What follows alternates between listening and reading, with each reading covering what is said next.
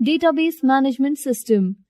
Creating, sorting, modifying, deleting, and adding data in a database is termed as database management.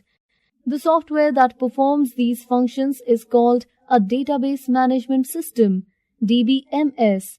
DBMS is an interface between the user and the database. Access, MySQL, and Oracle are some popular DBMS software. Advantages of a DBMS. Using a database management system has the following advantages. Reduces data redundancy. Data redundancy means duplication of data.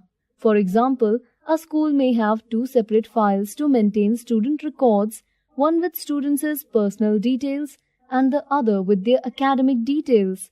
A DBMS integrates these two files into a single database file. In this way, the data is stored at a single place in the database, hence data duplication is reduced. Avoids data inconsistency. Suppose contact numbers of students are stored in two files, admission detail and fees information. A student informs the accounts department about a change in contact number, so the new contact number will be reflected in the fees information file, but the same change may not be made in the admission detail file. Hence, the two files would have two different contact numbers for the same student. In a database management system, if our data is updated at one place, it gets updated in other files too. Facilitates sharing of data.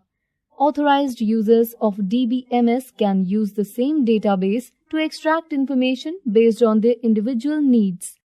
Ensures data security. In DBMS, the database administrator has complete control over the database and ensures that the data is accessible only to authorized people. Different categories of assigned users can be given different permissions.